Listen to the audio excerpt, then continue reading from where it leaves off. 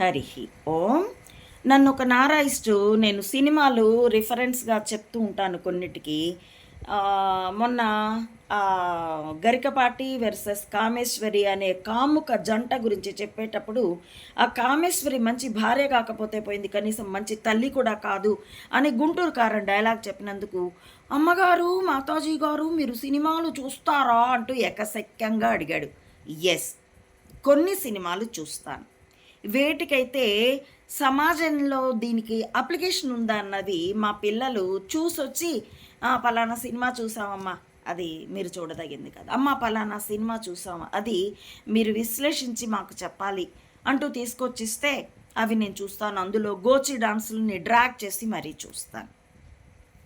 ఎందుకంటే సినిమాల ద్వారానే సమాజంలో నైతిక విలువల్ని పతనం చేసినప్పుడు, మరి సినిమాల ద్వారానే మళ్ళీ ఎంతో కొంత ఆలోచన స్పృహ లేపుతూ ఉన్నప్పుడు, సినిమాలు చూడకపోతే నేను సమాజానికి లీడ్ ఇవ్వాలనుకుంటున్నప్పుడు నేనెలా నా కర్తవ్యం నిర్వహించగలను?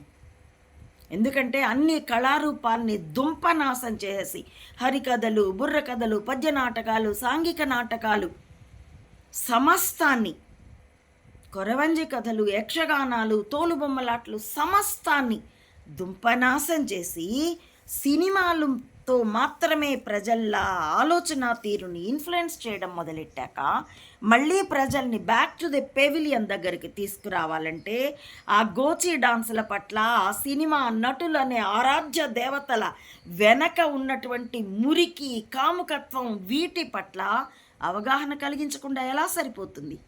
నా చిన్నప్పుడు విజయ టాకీస్ గుంటూరు, శ్రీరామనవమికి 9 రోజులు ప్రతిరోజు ఒక పాట కచేరీ, ఒక బుర్ర కథ, ఒక హరికథ, ఒక పద్య నాటకం, దానికి ముందు ఒక కళారూపం, గుర్రాల్ని తెచ్చి ఆడించేవాళ్ళు, ఇలాంటివన్నీ నిర్వహించేవాళ్ళు. అలాంటి దాంట్లో ఒకసారి యోగి వేమన నాటకం వేస్తే, గిరజాల జుట్టు పెట్టుకొని పక్క మెడ లాల్చి వేసుకొని వేమన పాత్రధారి ఇలా నిలువున బొట్టు పెట్టుకొని ఆ పంచగట్టుకుని పద్యాలు పాడుతూ ఉంటే, చిన్నప్పుడు నేను అప్పటికి చిన్నప్పుడే చదువుతూనే ఉన్నాను, నేను బడిలో పాఠాల్లో చదువుకున్న పద్యాలు ఆయన పాడుతుంటే మెస్మరైజ్ అయిపోయి అందరి కళ్ళు కలిపి స్టేజీ ప్రక్కన ఉన్నటువంటి తాటాకులతో నిర్మించిన గ్రీన్ రూమ్లోకి దూరాను, అతన్ని చూడాలి, పలకరించాలి అని. ఎంత అప్పుడు నాకు 7 8 ఉంటాయండి.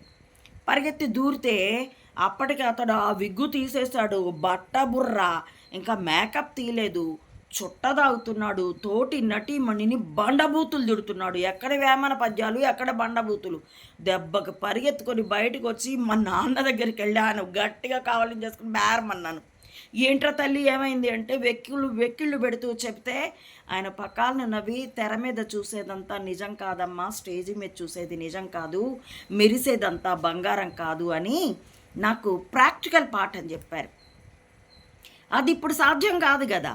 సినిమాలు ఎంత భయంకరం అంటే, మీకు పంచతంత్రం నుండి ఒక కథ చెప్తానండి. ఒకసారి ఒక కుందేలు వెళ్తూ ఉంటుంది, దారిలో వెళ్తుంటే ఒక చెట్టు త్వరలోంచి ఏడుపు వినిపిస్తుంది. వెళ్ళి చూస్తే అందులో ఒక నక్క ఉంటుంది, ఏడుస్తూ ఉంటుంది. ఏంటి నక్క బావా ఏడుస్తున్నావు, ఏమిటి నక్క మామ అంటే, కుందేలల్లుడు ఈ త్వరలో దూరాను, బయటికి రాలేకపోతున్నాను అంటే, ఎట్లా దూరావు, ఎందుకు రాలేకపోతున్నావు అంటుంది.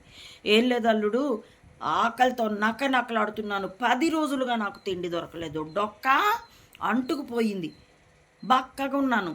ఇక్కడ వచ్చేసరికి ఈ చెట్టు త్వరలో ఎవడో అన్నం దాచిపెట్టుకున్నాడు, అన్నం మూట ఉంది, ఊరిస్తూ ఉంది వాసనకి, బక్కగున్నాను, లోపలికి దూరాను.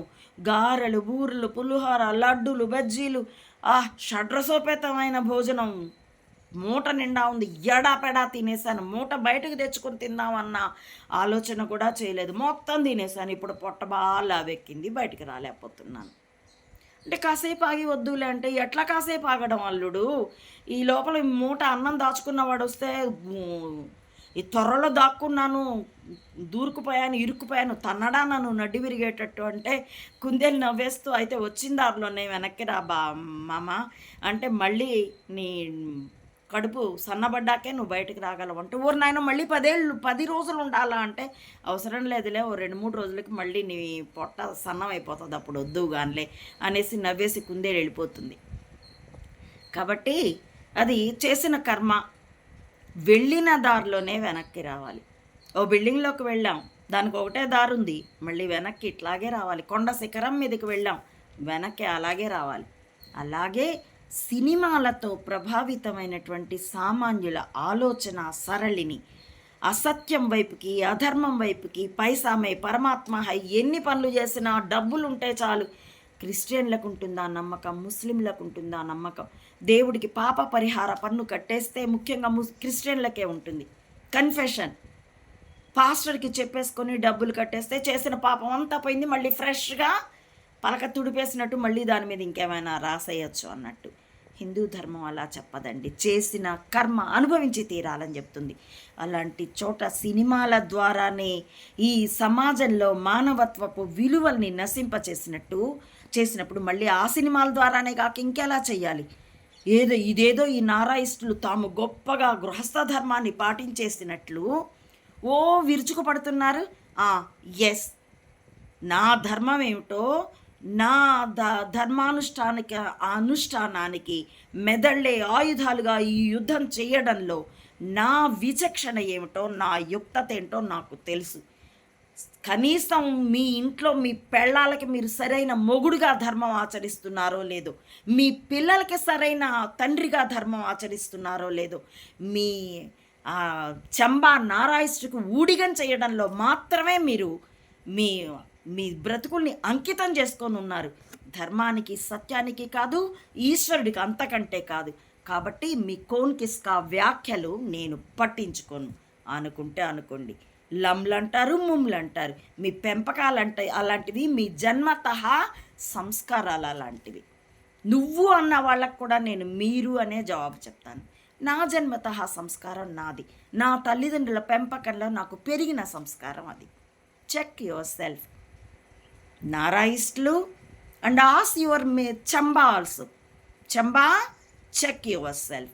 అదర్వైజ్ నీ గోడలు జారుతాయి. ఇప్పుడు జారుతున్నాయి కదా, తానా సొమ్ములు ఇక్కడికి వస్తుంటే అమెరికాలో గోడలు జారుతున్నాయి కదా, ఇండియాలో కూడా జారుతాయి.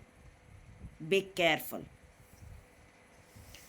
వీక్షకులారా, నా ఈ వీడియోల కంటెంట్ మీకు నచ్చితే please like, share and recommend my channel to others as well. Subscribe it.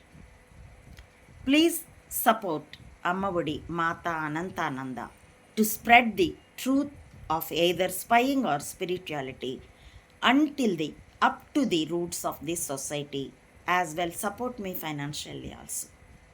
Thank you for watching.